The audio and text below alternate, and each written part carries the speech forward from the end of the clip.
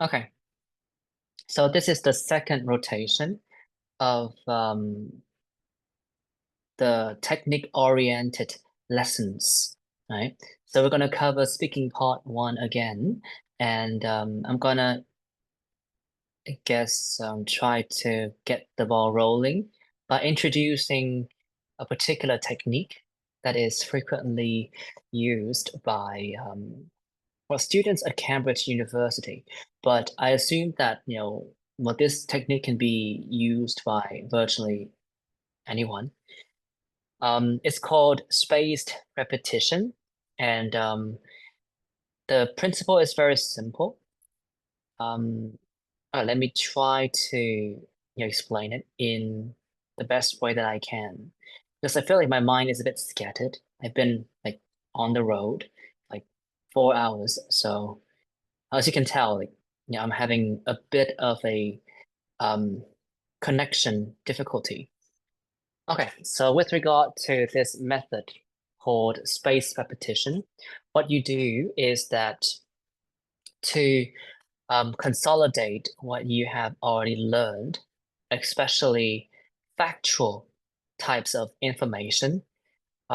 You can learn it first, and then you learn it again after one day, or you try to recall, the pieces of information that you have learned after one day, and then you do that again, but after 2 days, 3 days, and a week, and a month, and things like that. So essentially, what you do is that you try to recall as much information as possible as you increase the interval between each repetition. Okay. And well, it's something that I have always used, when I need to actually learn something. So I'm gonna, well, just put you to the test here. I have two sample answers from a speaking part one topic, from the beginning of the course. And it's very simple. I would like you to just cover the words here and then try to fill in the blanks on your own. There are two things that I would like to check. The first thing is your ability to just, continue speaking. So as long as you can fill in the gaps, that's fine. You can use your own words or you can use mine, right? But the point is to, fill in the gaps while making sure that, everything makes sense. That's the first thing. The second thing is I want to check if you can actually recall some of the words that I actually used for these answers, right? That's all. Hi, can you hear me?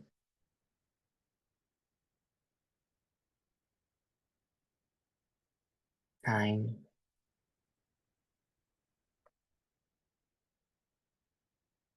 Anh, can you hear me? Is she in? Oh, she's here. Her mic is not on. Anyway, so Hein, well, you're gonna have to sit this one out anyway. But of course, I'm gonna give you more speaking time in the next part of the lesson. Okay, now, Wenqing, please. I've already stated my request and my requirement for, these sample answers. Do you know many teenagers? Read first and then try to fill in the gaps by yourself.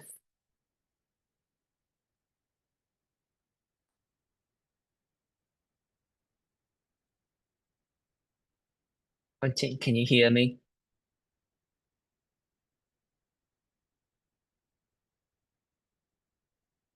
Mm. Okay, Nhung, please. There are lots of teenagers in my area in all age groups. I noticed that high school kids like talk like are very talkative and also slightly agitated, whereas the secondary school students sometimes maybe are rebellious, but they can also listen to my words like carefully, which I really like. Some of them call me bro, and I think they are kind of friendly, and I enjoy talking with them since it makes me feel young. Hmm. Well, you did stutter a little bit, but overall, I think that your word choices were fine. But this word is pronounced as agitated, agitated. Agitated. Okay. One question, just be honest. Do these words seem familiar to you at all? Not agitated. But all the other words Yeah, they seem are. really familiar. Yes. Okay. Well, meaning fine. But the delivery could have been made a bit smoother. That's all. Um, let's continue. Oh, then I'd like you to do it again then, just to prove a point. Right. Do you know many teenagers? Yeah, there are lots of teenagers in my area in all age groups. I noticed that the high school kids are very talkative and slightly agitated, whereas the secondary school students can be more friendly. So, which I really like. Some of them call me bro. I really enjoy talking with them since it makes me feel young. Hmm. Well, I, I, oh my God, what's that word again? I can't seem to connect the dots right now. As I've mentioned, like I've been on the road for like 4 hours, and my mind is a bit scattered. Sorry, New. I'm gonna. What is the word for taking a part of your point back? Retract. I'm gonna retract part of my comment. I think that the overall meaning was fine, except for the word talkative. The high school kids are kind of talkative and slightly agitated. Thing about that particular combination is that they don't seem to belong to the same sentence. You know, I think a different adjective would make more sense in this particular context, but I'm not going to give you any hint. Okay, good. Well, Yoon, when you did it for a second time, there was a clear improvement in terms of fluency. So repetition is key. But today, I want you to take things up a notch by applying spaced repetition. Okay, Quentin, can you hear me?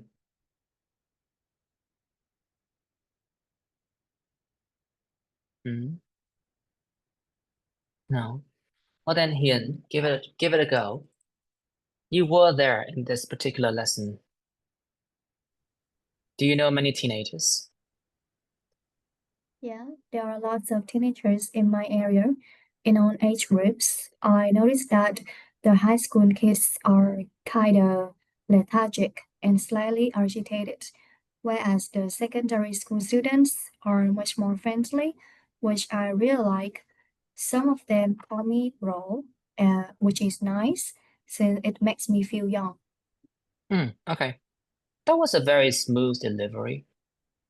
All right, well, you hit the ground running, which was good for you. Now, let's see the original answer here. Okay, um, Nyung, please, I'd like you to do the honor of reading the original answer out. Do you know many teenagers? Yeah, there are lots of teenagers in my area in all age groups. I noticed that the high school kids tend to look kind of lethargic, Lethargic, lethargic and slightly agitated, whereas the secondary school students have a more youthful effervescence. effervescence, which I really like. Some of them call me bro, which is nice since it makes me feel young. Hmm. I like the fact that you seemed to have improved your pronunciation with regard to the enunciation of ending sounds like nice, since. Hmm. Well, that's a good improvement. That's all. But then, now speaking of the gaps here, apparently, as you can see, he had managed to take out one box, I think. 2 boxes. Tend to look kind of lethargic, which is nice. But you didn't use the phrase have a more youthful effervescence. You just said that, whereas the secondary school students were friendly, right? Okay, so 2 out of 3, and it made sense. All of the phrases that you added made sense. But as you can see here, like the thing about learning speaking is that if you don't repeat certain ideas, somewhere down the line you're gonna forget them. And for instance, in the case of Nhung, even though you were able to connect the dots with your own phrases, you didn't exactly use the phrases that I tried to teach you, right? Maybe it's because we didn't exactly cover these sample answers, these specific ones. But still, it's a sign, okay? If you're interested in certain sample answers, you definitely need to check whether you have actually learned what you want from them. Because again, like this echoes the same message as the skill of writing. After each class, I tend to ask you, have you got a firm grasp of what's going on? Do you have any question? The answer is often no, like you're able to like wrap your head around everything. But you see, exercises like this do reveal that even though your confirmation suggests that you have got a firm grasp of the lesson content, when I actually put you to the test, most of you tend to fumble the ball, right? And by that I mean you haven't really mastered the words or the ideas that you have been exposed to, okay? Again, not a big deal, but it should tell you where you are in terms of, your exploitation of the lessons that you have already paid for, okay? So for Nhung, yeah, you were able to speak at length. Your repetition showed that you could improve by repeating. So that's certainly something to bear in mind. And it's a very nice direction with regard to what you should do to improve your speaking skill. But then again, you managed to miss all the marks here, right, with regard to vocabulary. So do something about that, okay? Now let's continue. We have another sample answer for the same purpose. Is it easy to talk to teenagers? Quân, can you finally speak to us now? Yes. Where were you? I just go downstairs to collect some goods. Sorry. Okay. That's fine. You could have left us with a message. I think it depends. Teenagers of all areas have their own language. Like when I was younger, I used to use teen codes, which used an atrocious combination of numbers and letter and signs in our text messages. My uncle couldn't make head nor tail of what I was texting on the cell phones. Kids these days have their slang too, using phrases and metaphors that go viral on the internet. However, you will never know what they mean, but if you ask them, they will explain it to you. Okay. Cool. Hiền, I'd like you to give it a go. No repetition is needed. I think it depends. Teenagers of all areas have their own language. Like when I was younger, I used 10 codes, which use an atrocious combination of numbers, letters, and signs in our text messages. My uncle couldn't make head or tail of what I was talking about.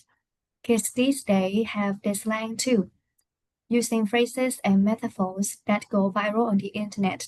If you don't jump on the bandwagon, you will never know what they mean. But if you ask them, they will explain it to you. Okay. Well, let's have a look. Quân, you need to pronounce this word again. Errors, not areas. Errors. Errors. And here, an atrocious, not atrocious, atrocious. Atrocious. Combination of numbers, letters, and signs in our text messages. Okay, cool. Now let's have a look. Here, I'd like you to read the original answer aloud.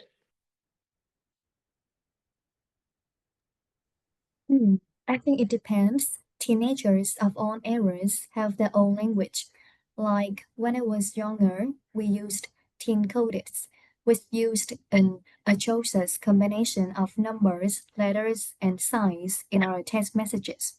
My uncle couldn't make head or tell what I was talking about.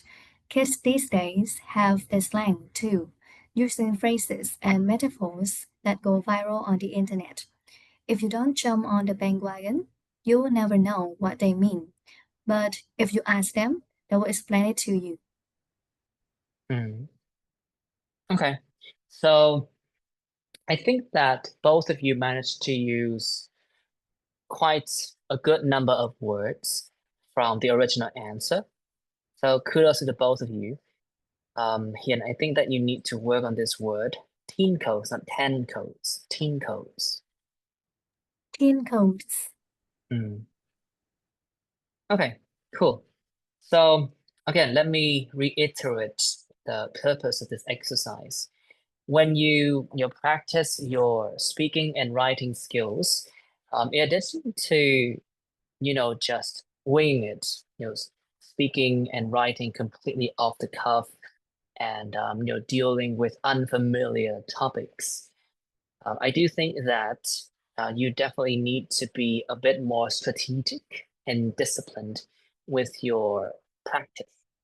And for both of these skills, my recommendation is for you to repeat, your answers for certain topics and questions every once in a while. And my recommendation is for you to gradually increase the interval between each repetition. But there's a method for that. There's a name for that method, which is called spaced repetition. And I've been, applying this method for years. And I do think that, it's a very effective technique when you want to learn certain things, especially like factual information. But again, it's not the most, dynamic activity there is, but something to do, right? And I think that one of my main concerns for students of this particular course is that even though your confirmation of what you have already learned tends to be pretty clear, like you can always say, yep, I've got it, and you can explain some of the points. The truth of the matter is, after, let's say, a few days, or in this case, a week, you tend to forget what you have learned, right? And that's something that I do think that all of you need to get to grips with, because after a certain band score, it's not so much about your range, which is what you can attain by like practicing with different topics and different questions, right? Range is taken for granted after band 6. So if you want to take your speaking and writing skills to the next level, which is band 7, 8, or 9, you definitely need to be more disciplined, right, to improve your accuracy. And the only way to do that is to repeat. Okay, good. So that should be it for this segment. Any question? Hi, can you hear me?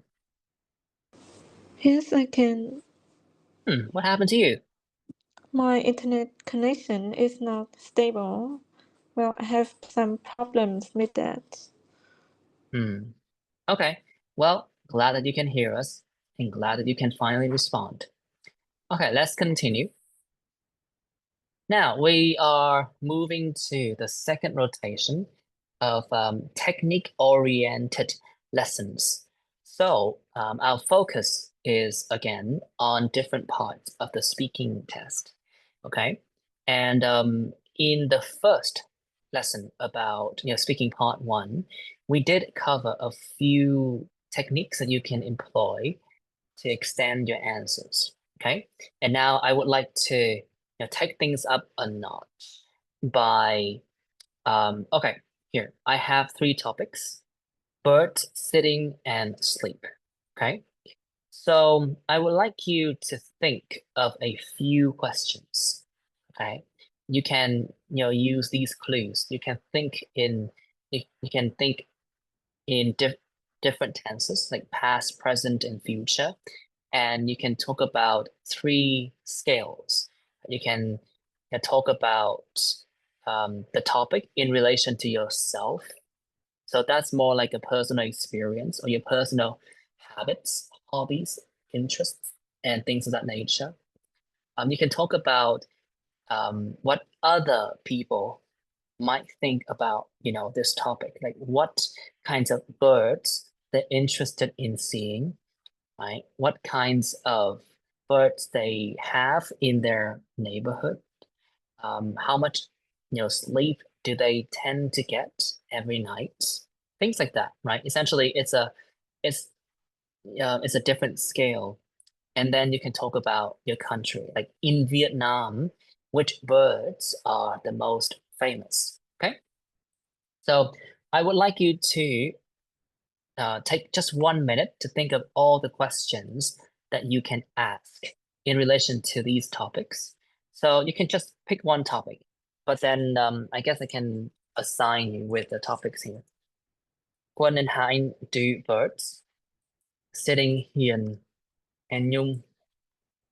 Yeah, 1 minute.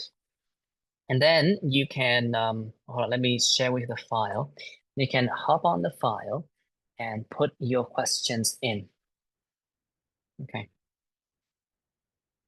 After that, I would like you to essentially construct a monologue or a speech akin to what you do in speaking part 2, right?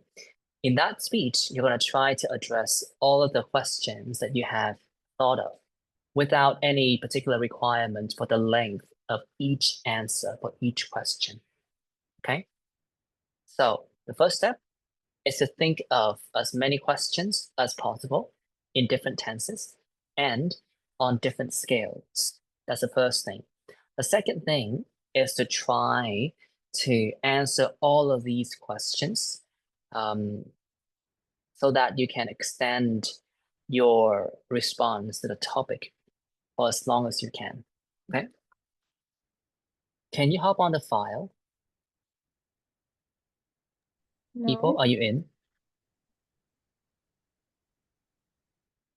Okay, let me just change privacy settings.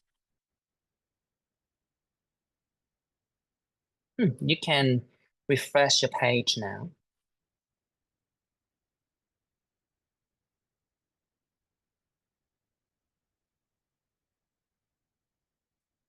Can you all access the file? Okay, good. I'd like you to put your questions in. You have 1 minute to think about, 1 minute to think and type out as many questions as possible.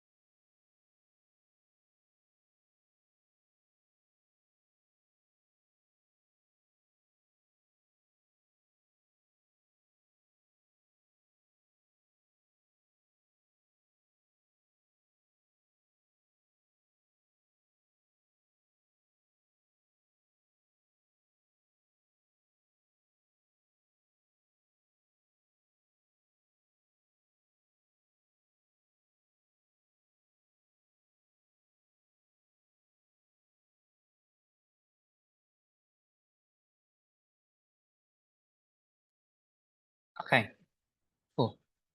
That should be it for now. Well, if you plunged headlong into abstract and difficult questions, apparently you have just thrown yourself under the bus. Because now I would like you to essentially just freestyle a speech based on the questions that you have noted down here. Hein, where are your questions?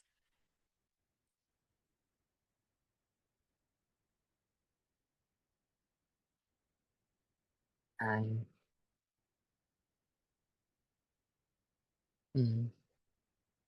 Okay, anyway, so what you're gonna do now is that essentially these questions would act as your cues for a mini speech.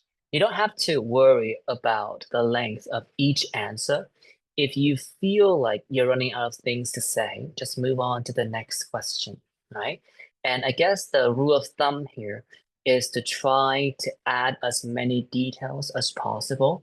And by adding details, I mean, don't list your ideas, right? You can say something like, well, there are many reasons, there are many places, there are many types of places, but the most popular would be, let's say, like parks with lots of trees.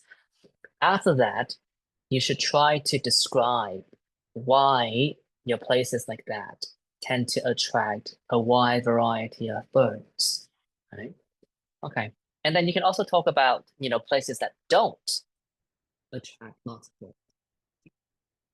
I'm gonna give each one of you roughly 2 minutes or as long as I want.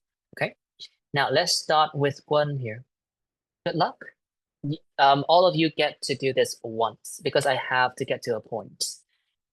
Gwen, please. So- You can talk about so- birds now.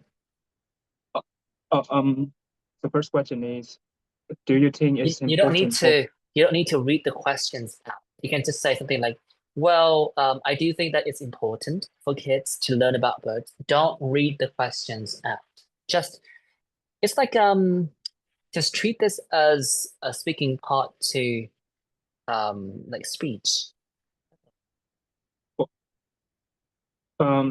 Yes, absolutely. I believe it is crucial for kids to learn about bird because learning about type bird can foster a sense of curiosity and respect for nature environment from a very young age. Moreover, is also fantastic way to teach them about surrounding biologies and Earth ecosystem, and also the importance of conservation. Well, so talking about what type of places tend to attract birds, I think type places to I think is maybe a garden, maybe gardens can provide food, water, or very attractive bird. This the garden could also include jars with variety of food and trees, which could provide shelter for a lot of type of bird. And the next is why did I have a bird when I was younger? So honestly, I I didn't have a pet bird myself, but I always adore owning one of them. So the melodic I don't know, the melodic sounds of mounting dove could be could be a sound that many people remember fondly from their childhoods. Thank you. 2 minutes. Good. So you were able to speak for 2 minutes and 11 seconds. A topic about birds. And you can hop on the file to check the notes. I'm gonna move on then. You'll do the same thing. Do your very best to try to speak at length. And I guess what you can learn from Juan is that you should try to maintain a high level of fluency. Okay. Now 3, 2, 1, go. Okay.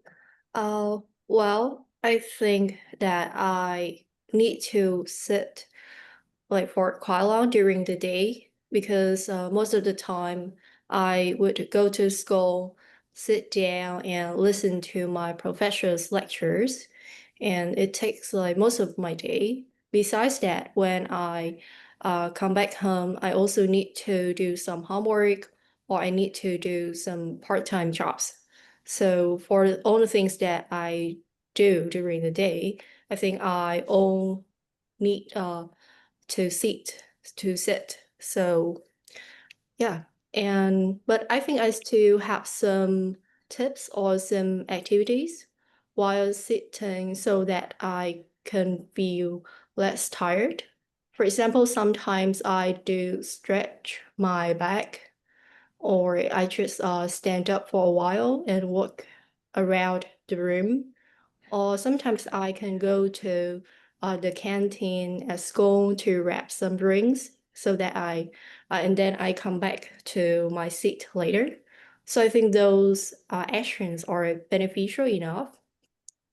And in the past, actually, I also needed to sit a lot as even just a young kid, because most of the time I also like stayed at school like from the early morning to late at night because I had some extra classes even after school. And I think maybe as a kid, it is like not a good thing to sit for so long. Like maybe I can get some disadvantages related to some bone diseases. Maybe I mean it can affect my height in the future, or I could also get a backache. Yeah, and Thank finally, you. yeah. Thank you. 2 minutes and 14 seconds.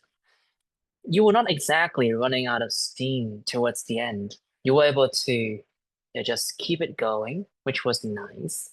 But I just felt like I needed to stop you. There was no explanation for that, right? Okay, hold on, just a few more notes.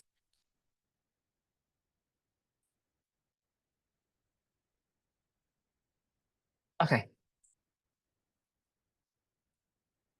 You need to do the same thing. You can hop on the file to check my notes. Here, please knock yourself out. So I'm going to answer my questions, right? For as long as you can. Okay. So I think that it depends on the area.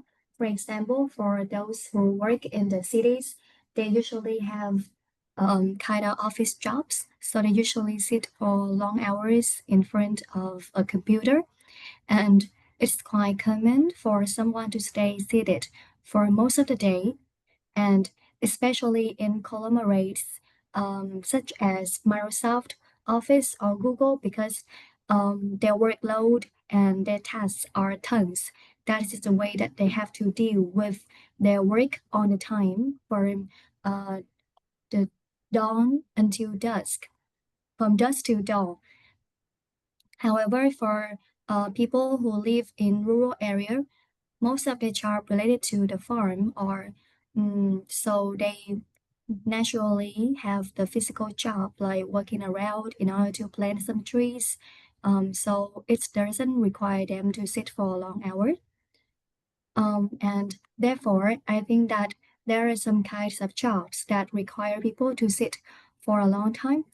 I think that it will be some jobs that involve working with computers, such as office workers, software developers, IT accountants, and graphic designers. So they most of the time spend most on the desk. However, for those who do not work with the computer, they tend to not sit for a long time. And I think that because of sitting for a long time will put some bad effect on their back gesture and also their health in the future. Therefore, their mindset about sitting styles have changed a lot. For example, recently. Thank you. Thank you. Here you can check the notes for the same reason. Hein, what are your questions? Teacher, I have some internet problems, and due to that reason, I'm using my phone to Okay, join sure. this meeting, so I cannot type on this document. Can I That's just fine. speak now? Sure, then you can just press on with the speaking. Have you got any question in mind? Yes. Sure. If you have already compiled your own questions, so you can rely on that. And but if you need a bit of inspiration, you can borrow Kun's questions, right? But then you have to do it actively because no one will ask you any questions. Okay. Oh, yes. All right. Good luck. Now you can start speaking now. Yes, so when it comes to birds, I've always been fascinated by them. You know, they remind me to be as free as a bird, and I often stop and listen when some birds will chirp away outside my home. And where I live, there are various types of birds, and every morning when I wake up, some pigeons just flock together on my rooftops, and I think it's almost like nature's alarm clock for me. And when it comes to keeping a bird as a pet, you know, I've kept a parrot before. Well, in fact, um, it was my grandma's gift for me on my birthday during my high school days. And this kind of bird, had a knack for mimicking sounds, as you know. And to be honest, it kind of often drove me up the wall because it wouldn't stop repeating some of my speaking. And well, when it comes to seeing an interesting bird, if my memory serves me right, last year when I was traveling in the countryside, I came across a magnificent bird by the riverbank, and as I remember, it had vibrant blue feathers that really caught my eye instantly.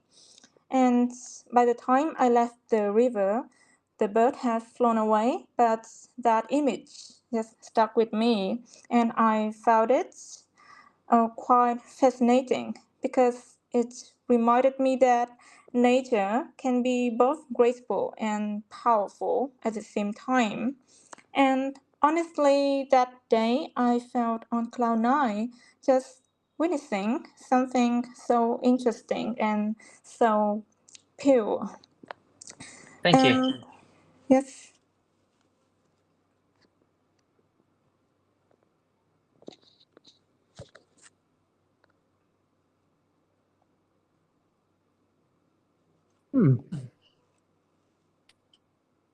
I need to make a comment here.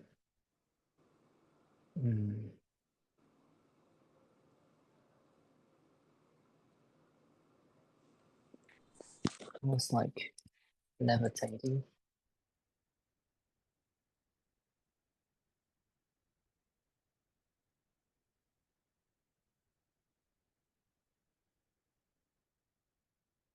Yes.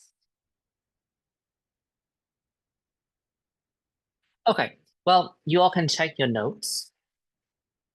Any question thus far? We can, deal with the nitty-gritty aspect of your answers, like some of the word choices, the pronunciation of certain words, and perhaps grammar structures that were not accurately used. And well, after addressing these notes, I would make, more general comments. Any question?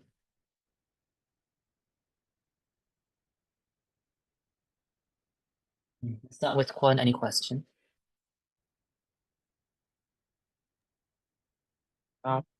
Yeah. Not yet. Well, then I assume that you can, get to grips with these issues. Well, you were the first one to do it, so I do have to give credit where it's due. I think that you did a strong job, not necessarily a good job, but you did a job. And I think that it could have been made a bit smoother, right?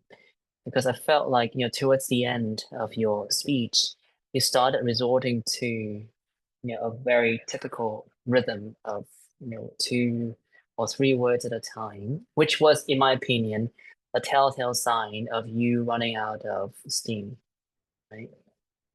So try to think in complete ideas, and when you speak, you can go through one whole chunk of words. The pronunciation was inaccurate towards the end. At the beginning, I thought that it was fine, but towards the end, you certainly started to lose control. For Nhung, any question? I just didn't recognize my mistakes while I was speaking. Your question is? Yeah, so how did I pronounce the word package and skull? It's not backache, it's backache. It's K, not ch. Backache. Backache. And And how about also school. school? You were more like skull. Skull, as in a bit too O. Okay. Yeah, I got it. Thank you. Okay. Well, there were better word choices as well. For Hyun, any questions? I think that for conglomerate, like, how can I say Conglomerates, conglomerates. conglomerates? The pronunciation was very clear at the beginning of the class, but when you had to, speak completely off the cuff about sitting, which is definitely not an easy topic, I think that you suffered from the same issue as Chung, who is not here today. And by that I mean your words started to blend together and a lot of sound just started to get so mixed up, I couldn't really tell them apart. Right? So try to, keep this in mind. When you go through the complete ideas, you still have to make sure that your enunciation is clear enough for the examiner to understand what you're talking about, right? Conglomerates. So there must be a glomerates, conglomerates, all the time, not on the time, all the time. You and Nhung share this issue, like like all, it's the on. But for you here, I think that it has become more or less a perennial problem. And by that I mean it's been quite it's been like a persistent problem. I think I've made the same comment multiple times, like all the time, not on the time. Dusk till dawn. But dusk till dawn would mean you have to work overnight. Like you have to, pull what's that word again? That idiom. To pull an all-nighter. Oh my God. Oh, my mind is not together today. I apologize. Anyway, so it's the best answer here is dawn to dusk. Dawn to dusk. Right? So dawn is, the beginning of a day. Dusk is when the sun goes down. Right? So dawn to dusk. You have to work from dawn to dusk. They most of the time spend most of them on the desk. It's a wording issue. Right? They spend most of their time working on their desks. And then other word choices. Okay, Hai, any question? No. Well, in this particular case, you only had one pronunciation issue, which was the first word, the first phrase, native alarm clock, natural alarm clock, or biological alarm clock. Biological is much better. A knack for, it's not wrong, but for some reason, I tend to use this idiom for humans, not animals, right? So you can choose a different phrase. And the whole thing about I felt like on cloud nine. That idiom does mean that you're very happy. Just don't think that it was appropriate in that particular context. Okay. Although, all things considered, I do feel like you can improve your pronunciation and your overall like intonation by lower your pitch a little bit. And by that, I mean, like for instance, if you say something like this, then your pitch tends to be pretty high. So it might be a bit difficult for you to go up and down or be, flexible when it comes to intonation, right? So what I usually say is to lower your pitch a little bit, okay? It can be weird at first, but it makes your sound more solid, okay? Yes, I got it. Can you lower your pitch? Instead of yes, I got it, can you say yes, I got it? Yes, I got it. A bit lower. Yes, I got it. Yes, I got it. Okay, good. The thing about speaking with a high pitch is that it's gonna consume your stamina really fast. Okay. Anyway, so the purpose of this exercise is to show you that apparently, if the ball were in your court or if the ball were placed in your court, all of you possess the ability to speak at length, even with little preparation. And for me, like this is the ultimate type of exercise when it comes to speaking, right? At the beginning of the class, we did some spaced repetition, which in my opinion is a crucial skill when it comes to bolstering your grasp of vocabulary and ideas, right? When it comes to fluency and your overall flexibility, this is my recommendation for you. You can just pick a topic, let's say birds or sitting, and try to just ramble on for 2 minutes, and then 5 minutes, and then 10 minutes. And if you got a good hang of it, you can do that for as long as you want, right? And I think that this is a rather hardcore kind of exercise, and it's so advanced that some of my students in the past said that they wouldn't be able to speak for more than like 3 minutes completely off the cuff. But the point of this exercise is to take you out of your comfort zone and make you more flexible when it comes to the development of your ideas, right? So when you talk about birds, you can talk about virtually anything. But what does that mean? And what does it mean to talk about virtually anything under the sun? You can talk about the types of birds. If you can't talk about the types of birds, you should probably switch to a safer lane of describing a bird you like. Or you can talk about birds in biology, birds in physics, birds in chemistry if you have an affinity for education. If you're not interested in birds in different disciplines of knowledge, then perhaps you can talk about locations that attract birds, perhaps in your area, in Vietnam in general, or all over the world, right? In forests, in parks, and you can extend your discussion of this particular topic by making comments, right? About perhaps the importance of birds in contemporary culture. You can always say something like, to be honest, when it comes to like the significance of birds in like contemporary culture, I don't really know much about it because I don't really keep tabs on new trends and all the propaganda that the government puts out.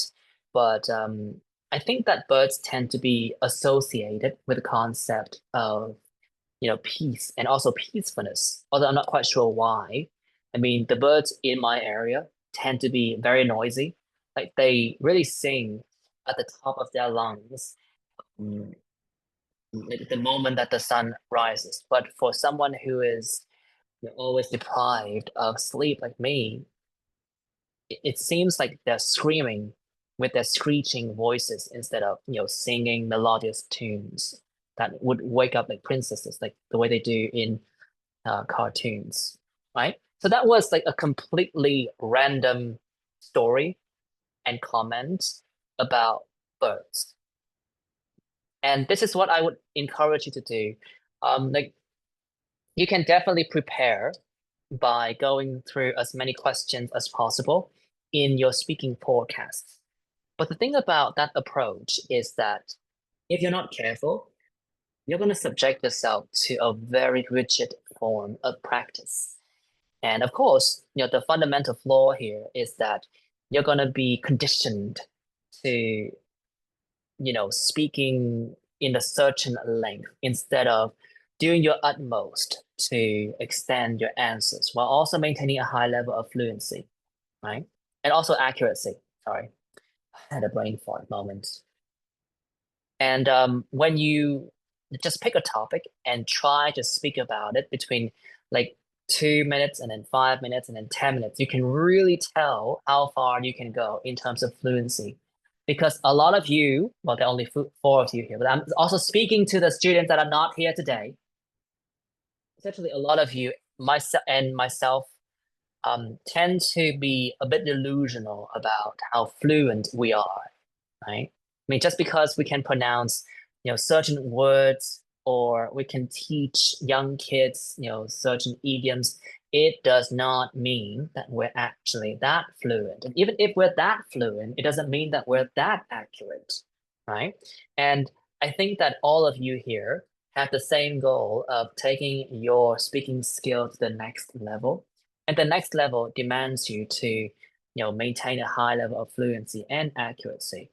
I know that I'm starting to sound like a broken record because I've been like saying the same thing again and again, but these points are crucial. And you can push yourself out of your comfort zone and face the truth by essentially just, picking a topic and, trying to speak for as long as you can. Like normally I can go for 5 minutes without breaking a sweat. The 6th minute tends to be pretty hard. Like I tend to go through a rough patch from the 6th to the 7th minutes. But after that, I can sort of, retrace my steps and find my groove. So I can just keep on speaking until I become like exhausted physically. Okay. So that's the purpose of this exercise. Instead of, depending on specific questions, you can like brainstorm a few questions by yourself, but this time it's a bit robotic because you were asked to type the questions out. But for this exercise to take full effect, you need to think of the questions as you go through your speech. And it can be very challenging, but you see, once you have got used to the idea of like thinking of questions by yourself, well, you can start answering more questions for the sake of extending your answers. Okay? Any question thus far?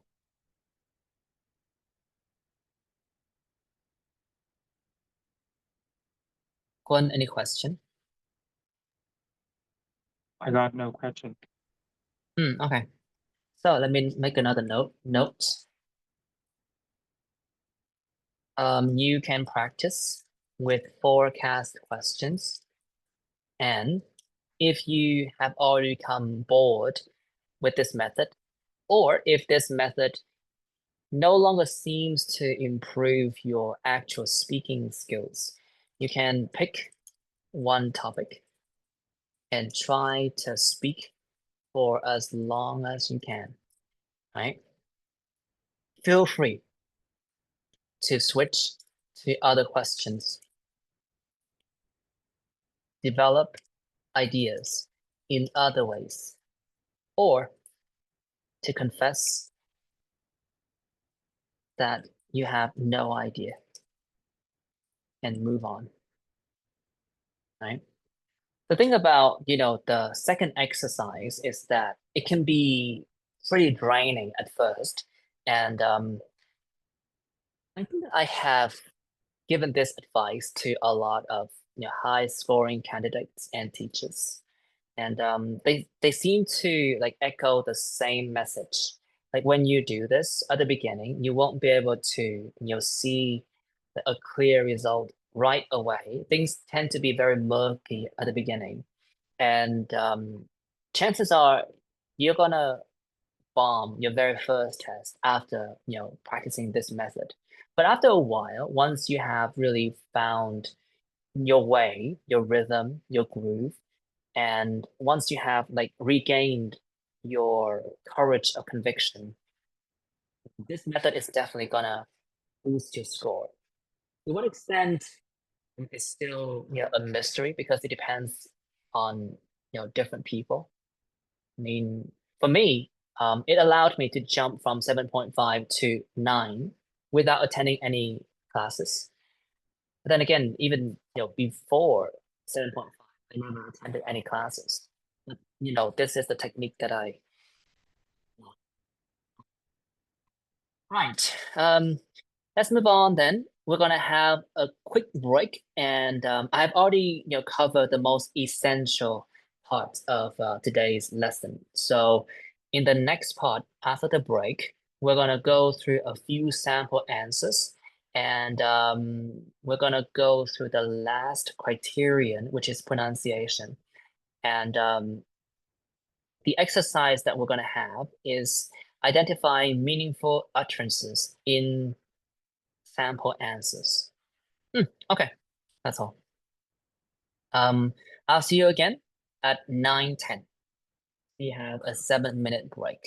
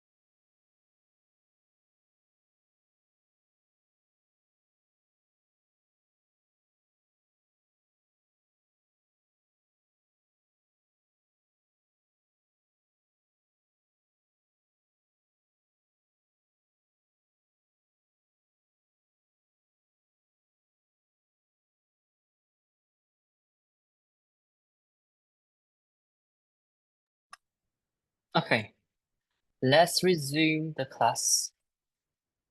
Bum, bum, bum, bum. We're just gonna cover one common topic. You're aware of the fact that in speaking part one, after the topic of either work and education, or hometown and accommodation, examiner's just gonna move on with less common topics, right? So we're just gonna cover one uncommon topic here. Let's cover some sample answers for the topic of birds. And obviously, the main objective of this particular segment is to make sure that you can instantly recognize the words that naturally go together, right? So that when you speak, you deliver them in chunks of words instead of individual vocabulary items. Okay. Bum, bum, bum, bum. Hiền, please, are there many birds in your area? I can't tell for sure. I suppose there are a few of them, like doves and pigeons, and some of the small birds with brown feathers. I live in an old apartment building hidden in the trees, but I only see the small ones.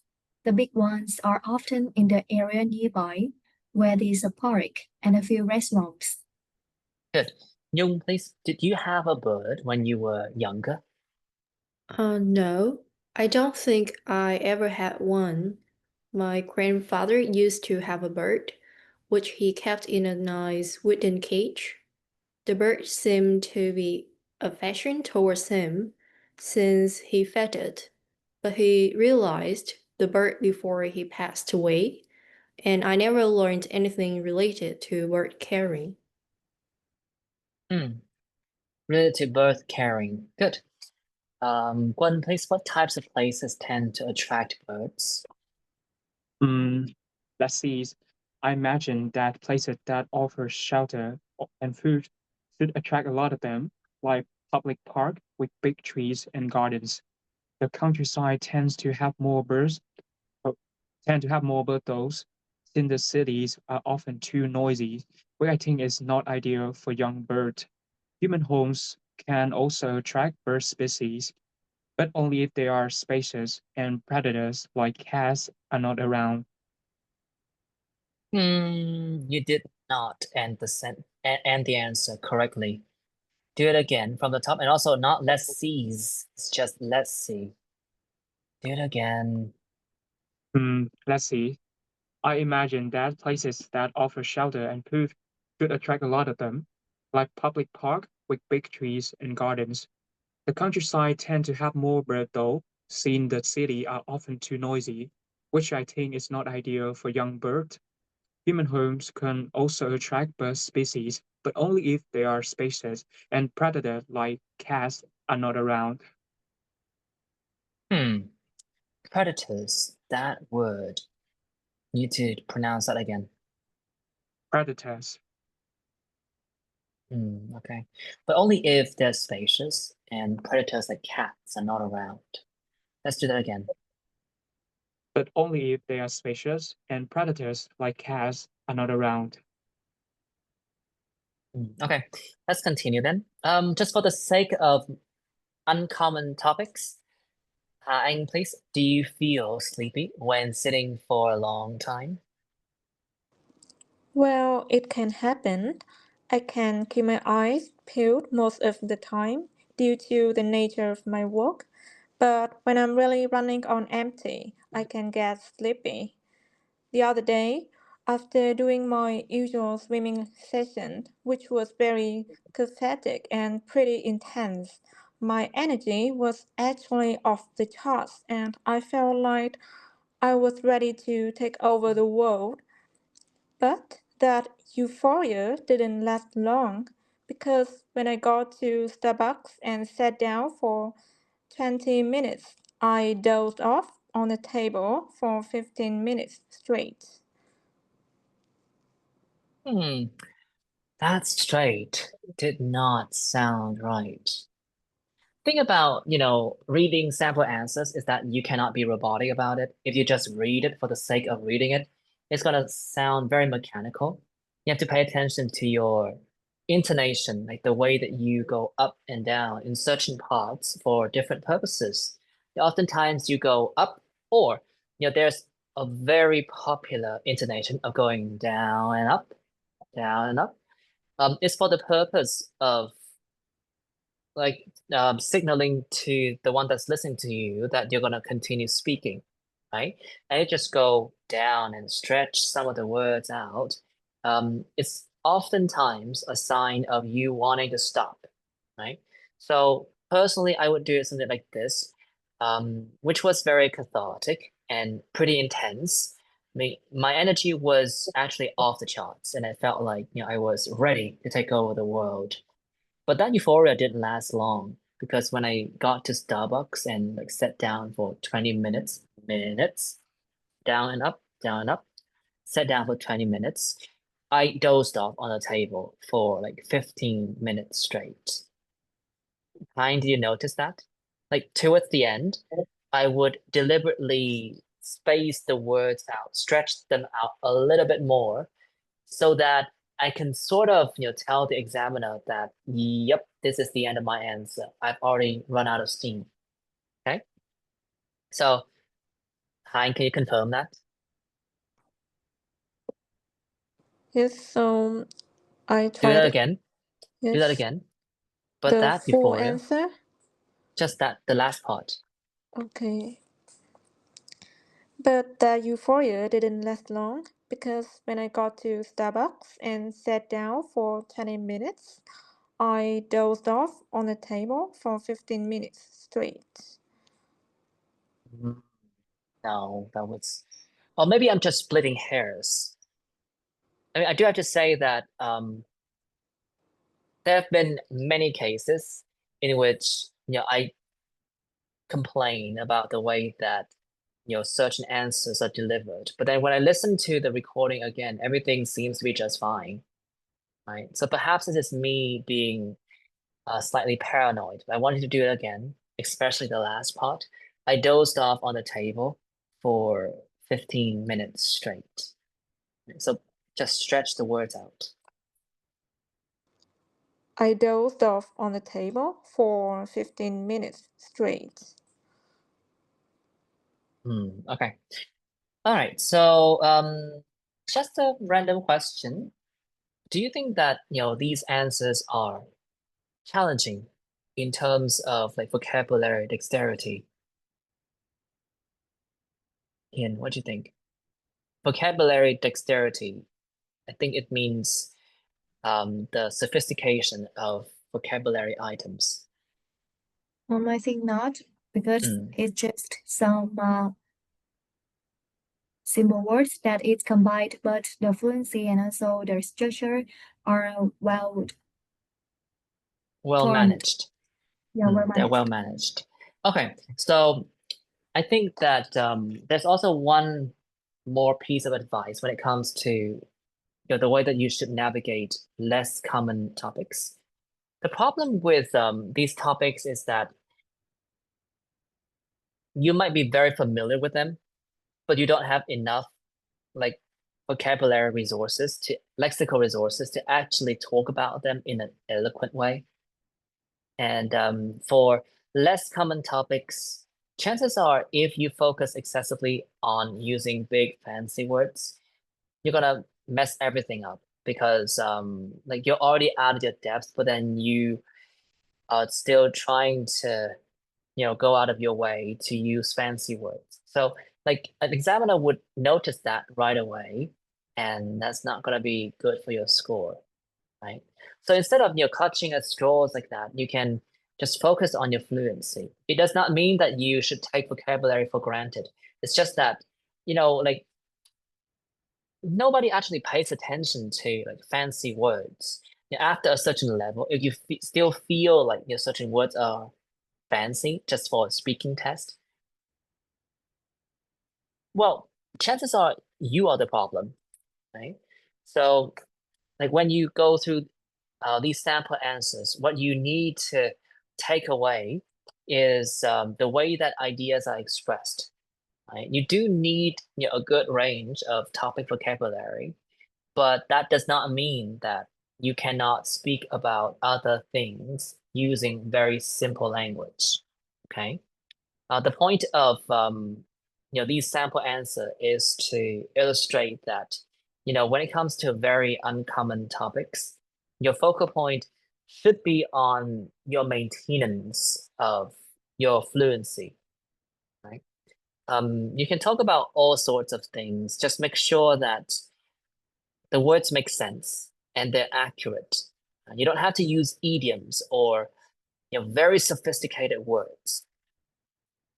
The purpose is to demonstrate a high level of fluency, right? And if you can, you might want to polish your answers by going through your speech again. But that does not mean that you should be obsessed with the idea of using, fancy words to talk about birds. There's nothing wrong with doing your own research into the topic, because that can definitely, take your speaking skills to the next level. But that's not an excuse for you to, just say that, well, I don't know anything about it. I don't know anything about it, and I refuse to talk about it. Okay. Okay. Now let's talk about the preparation of the content of the next utterance. This is quite an iconic line in the description of fluency. But we're gonna shift our focus to pronunciation. So one person reads speak of band 6 and one reads band 8. Oh my God. That trip has certainly taken a toll on my mental clarity. The food was great though.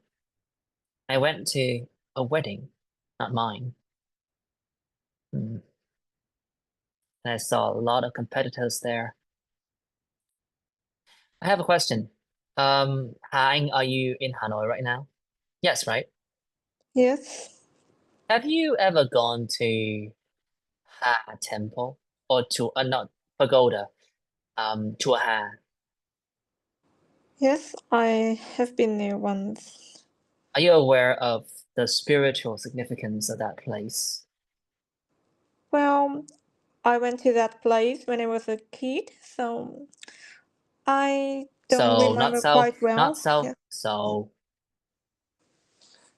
Yes, I did know. I do know about that. Are you aware of the fact that Chùa Ha is actually renowned for how sacred and effective it is? Like if you actually pay it a visit and do all the right things in terms of buying the right sacrifices and reading the right prayers, you might get what you want. Yes, I quite believe in this. Okay, cool. That's all. Well, last year, I went to Ha with two of my friends, and I deliberately stood right in the center, and I actually taught them what to say, right? So their prayers were mine. But the two of them got their blessings, and one of them was married today, and the other person is gonna get married somewhere down the line. But I think that I'm not gonna be able to, beat her to the punch. Like, I was the center. I was at the center. But the gods, or the deities there had sort of forsaken me. Oh.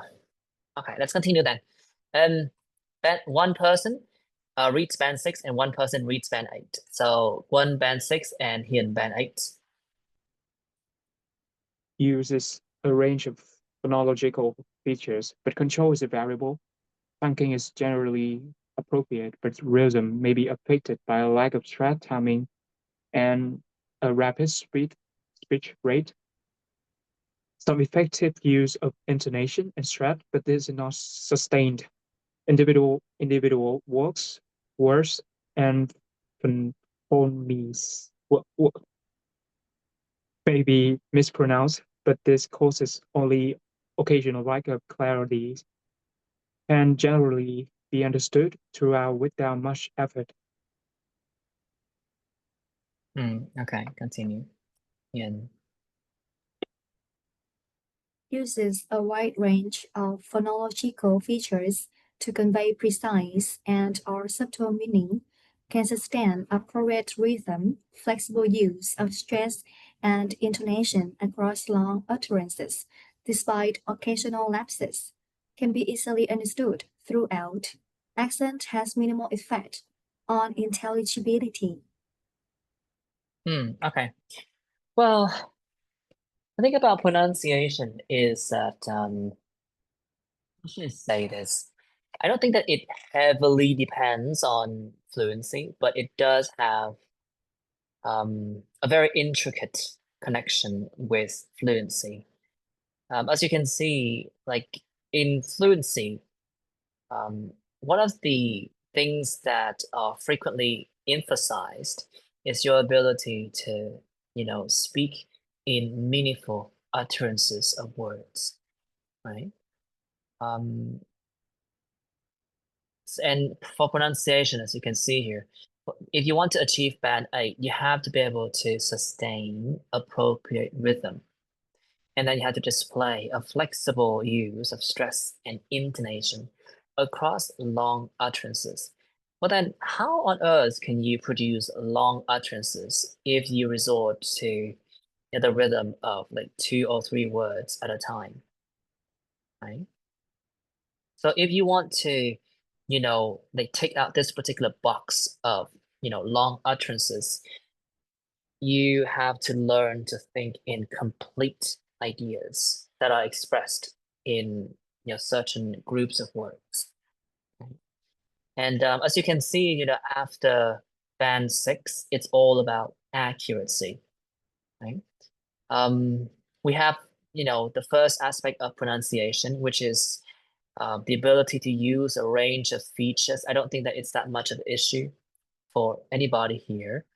You should be able to pronounce individual sounds, words, ending sounds, kind of speech, chunks, intonation, stress, rhythm, stress in the sentence, and speed.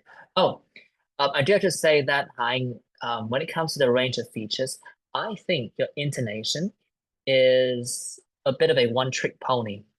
You don't seem to have a range of intonations. You tend to just go up and up and up. And I would recommend you to lower your pitch a little bit because it's not that your pronunciation is like, awful or anything. It's just that in English, people tend to speak in a lower pitch so that they can maintain a higher level of fluency, right? You can certainly maintain a high level of fluency in Vietnamese, but when it comes to English, the impression is that your pitch makes it a bit hard for examiners, or in this case, me, to like decipher what you're trying to say, right? So try to just lower your pitch, right? That's all. Accuracy. So band 6, 70%. Like if you make, a mistake every once in a while, that's fine. But if you make a mistake like after every 2 or 3 words, that's a 6. Okay. And you see, this is a perennial problem when it comes to speaking and, academic tests in general. Sometimes they don't actually require you to, go the extra mile in terms of pronunciation. You don't have to sound interesting. You don't have to sound especially energetic. You don't have to sound like you have this, youthful effervescence that allows you to speak without breaking a sweat for hours on end. But you do have to display a wide range of features consistently, and you have to do that with a high level of accuracy. So for instance, like when your pronunciation is perfectly understandable, but your accuracy fluctuates wildly, right? Wildly. Sometimes you manage to take out all the boxes. Some other times it's just not that accurate. Okay. It's certainly going to have an effect on your overall performance, and it's something that I need you to get to grips with. If you get 80%, that's a 7. 90%, that's an 8, and 99%. Or, in other words, if you can, just resume your answers, and even when you make mistakes, your examiner can't seem to tell it apart, then that's a 9. But then again, for that to happen, I think that I have already demonstrated, that type of mistake in the previous lesson. If you want the mistake to be virtually unnoticeable, you have to maintain a steady flow of speech, which again takes you back to fluency.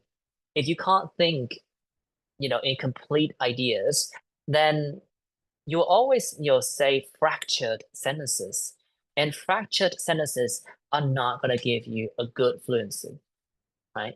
So, that's why pronunciation and fluency tend to go hand in hand. A lot of people do get a far higher score for fluency and a terrible score for pronunciation, and vice versa.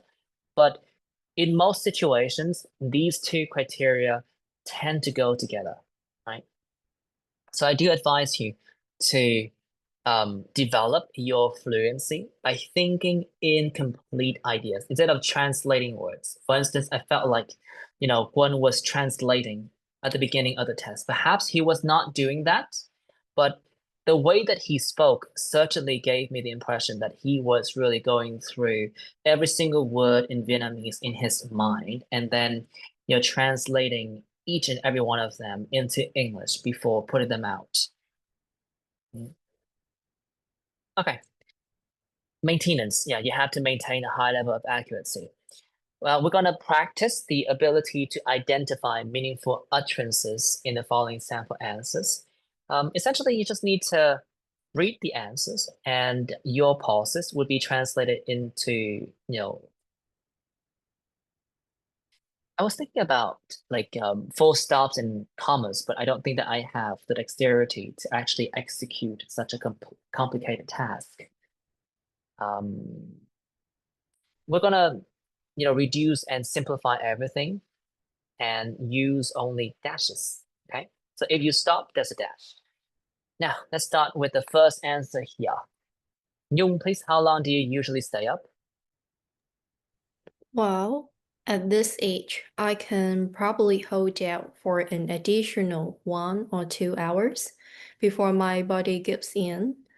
When I was younger, I was quite nocturnal, staying up Nocturnal. staying up all night to binge watch TV series or finish my assignments. I only needed 3 hours of sleep a day, which was not a lot, and I could still function well. But doing something like that now is like suicidal. I won't be able to form coherent thoughts. Well, you lost your edge from the middle of your answer.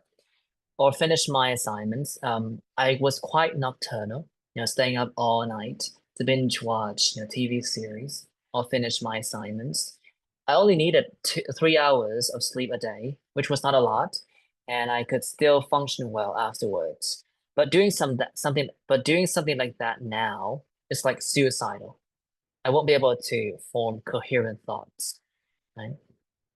Okay, let's continue then. So that would be the more appropriate rhythm. Let's continue. So let's say like 50%. I'm a harsh critic. Let's continue. Nhung, please. Sorry, Nhung already. When was the last time you went to bed late? I think it was a couple of weeks ago. I was going to a rough patch trying to juggle a lot of things, make a new timetable for my classes, editing videos, and figuring out TikTok algorithms. So I ended up staying up until 4 in the morning, and I slept for 12 hours. took me a few days to recalibrate, but I did it. 80%. You have a problem with the word thing. You tend to sound like ting, as in there's too much T in that. Thing would be breathier, I think. Think. Think. Yeah, that sounds better. Apparently you can fix it. So I would like you to make sure that you will fix it. Okay, 80%. The rhythm was pretty good, but some of the words were not that accurate in terms of pronunciation. I think. Okay. Next then, remember, lower your pitch. What do you do when you can't sleep? Well, oftentimes, nothing.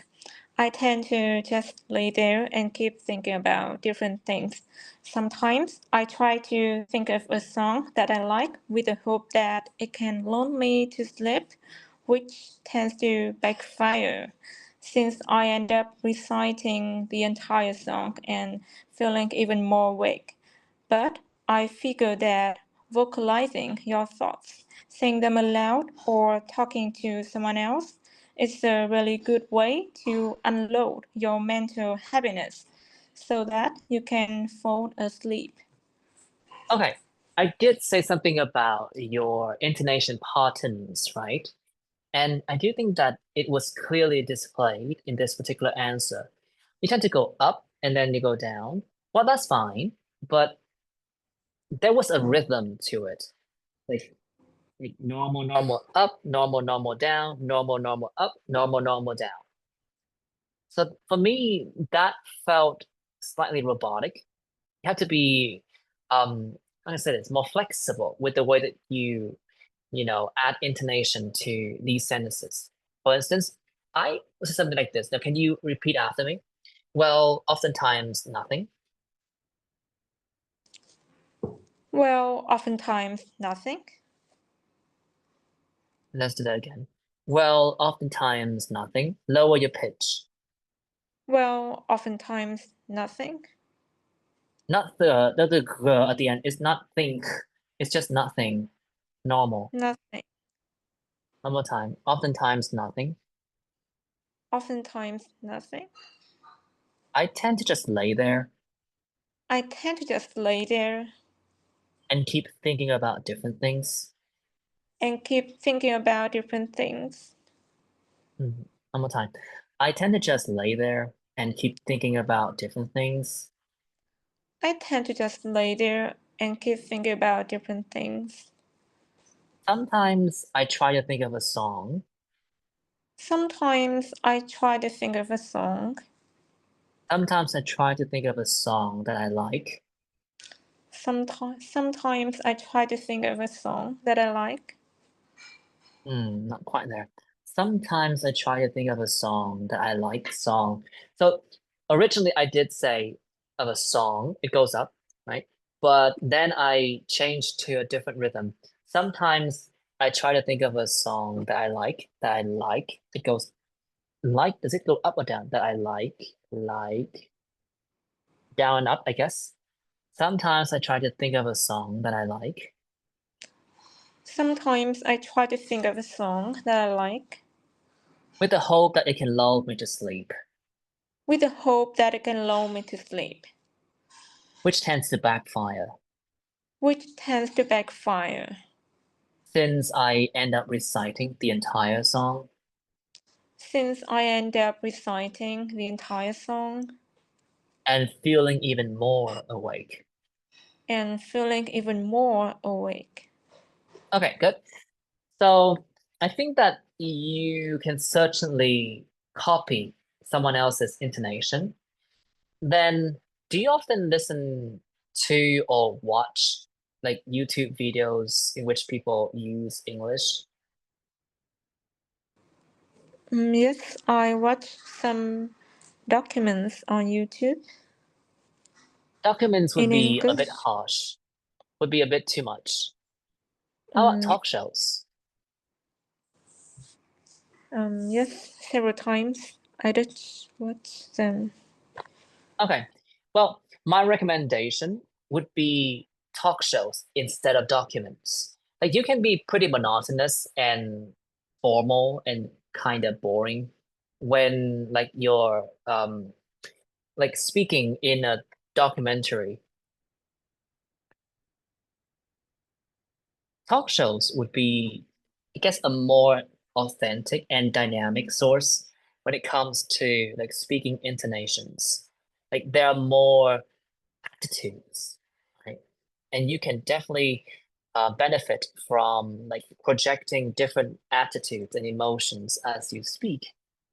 You have an intonation, but it tends to be quite predictable, which is not always the case when you're engaging in a discussion. If you're just reading an answer, you're reading a script, you're reading a speech in front of people, then yes, your intonation tends to be pretty like robotic. But when you're engaging in a conversation, like you have to use different intonations to express your thoughts and feelings. Okay, so do that. Yeah, try to watch a few more talk shows. My recommendation would be Conan O'Brien, like this man. I'm not a big fan of Jimmy Fallon and Jimmy Kimmel, mostly because of the fact that they don't speak that much. Conan O'Brien is a lot more eloquent, in my opinion. Oprah Winfrey is also an iconic example. Oprah Winfrey, but you might find her speech, how should I say this, archaic. I don't think that her style is archaic. It's very sophisticated, but slightly formal. You can also watch interviews if you're interested in, celebrities that do a lot of interviews, then you can definitely learn from them, right? But you might want to, just put a halt to the whole thing about documentaries. They're great, but not for regular consumption. Okay, let's continue. The last person here, who's that again? Ian, right? Do you want to get more sleep in the future? I honestly don't think so. I mean, I'm good with what I have now, 6 hours of sleep at night and 2 more during the day. I personally want to maintain this rhythm and have more time for work. But for a freelancer like me, it means I need to put myself out there and have more customers. Very disciplined individuals can probably get a lot of things done, but I tend to be bored and just sleep, which is not a productive way of using my time.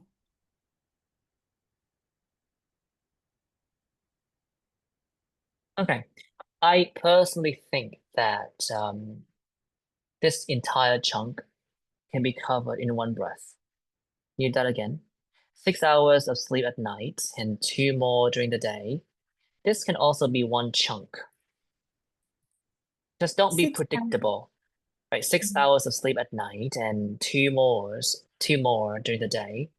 I personally want to maintain this rhythm and have more time for work, right? Personally, I do think that, that rhythm is within the realm of possibility. Come on. 6 hours of sleep at night and more. Let me do it again. 6 hours of sleep at night and 2 more during the day. I personally want to maintain this rhythm and have more time for work. Okay, so the bottom line of today's lesson is that like there are many ways for you to practice your speaking skills. I feel like, at this point in time, all of you have already had some experience with, addressing questions in the speaking forecast, and there's nothing wrong with that. A lot of people say that they get the same questions over and over again, but if you get the same score again and again, perhaps the issue here is your approach.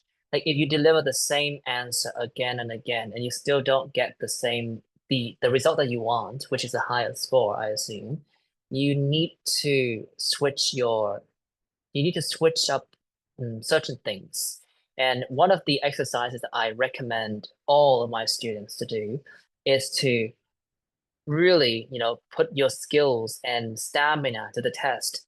Just take one topic and try to just keep on speaking about that topic for as long as you can. You cannot prepare any questions beforehand.